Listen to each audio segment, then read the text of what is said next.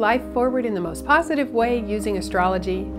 Then let's talk about the astrological patterns for September 2014. The full moon is early in the month. It's on September 8th, and it is a full moon in Pisces. Now, what's nice about this is that there is so much flexibility with the Pisces energy, and there's also flexibility with the Virgo energy because the sun is in Virgo and the moon is in Pisces. Isn't that wonderful after having all the intensity that we had in August?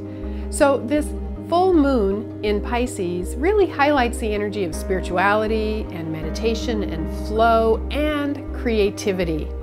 Take some time around the full moon to self-nurture and get in touch with your feelings. You have to remember that that full moon is going to be in contact with Neptune, which adds a certain spirituality and sensitivity. And if you nurture and tune into your own feelings, you might have some profound openings at this time. On September 13th, we have Mars, the planet of action, moving into the sign Sagittarius. Now, this is going to enhance flexibility, because for 6 weeks prior, Mars had been transiting the sign Scorpio, which was really intense emotionally. Mars functions well in Scorpio, but it's passionate, it's hot. So when Mars moves into Sagittarius on the 13th, and it'll spend 6 weeks in that sign, our energy lightens up a bit. This is when we want to be funny and playful and go outdoors and exercise. So get ready for that. It'll work nicely with the Jupiter and Leo transit that's happening now. Also on the 13th, we have Mercury in Libra opposite Uranus in Aries. Now this is a really interesting energy pattern because Mercury is the communication planet.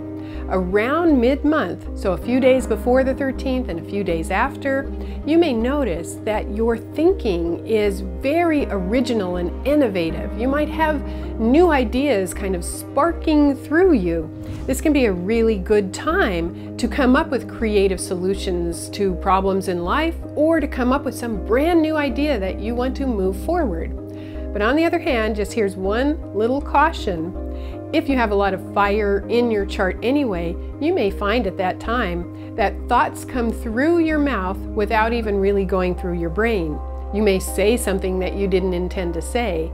That's sort of that energy of Mercury and Uranus working together. It's very spontaneous. So you'll want to flow with that and be mindful. If you're normally a cautious person or you have a lot of earth or water in your chart, it may not affect you like that. It's really for the fiery types that this may take place. But it's a delightful energy. This is when our minds really get active with new information. It's like having a giant antenna up to the universal creativity. And then on September 24th, we have the new moon in Libra. I always call this the relationship moon, and I'll be talking to you more about that on my next new moon video. So to summarize the astrological patterns for September, we have that full moon in Pisces on September 8th. That's very creative, sensitive, and emotional. We have Mars moving into fun-loving Sagittarius on the 13th, and at that same time we have that Mercury-Uranus opposition highlighting this spontaneous flow of information working through communication. And then we have the new moon in Libra, what I call the relationship moon, on the 24th. So September is a nice, flexible, sort of light energy compared to the months that we've had previously. But I want to let you know, October is a very dynamic month. We have 2 eclipses coming up in very passionate signs. So pay attention, tune in for the next video on what's happening with the planets for October.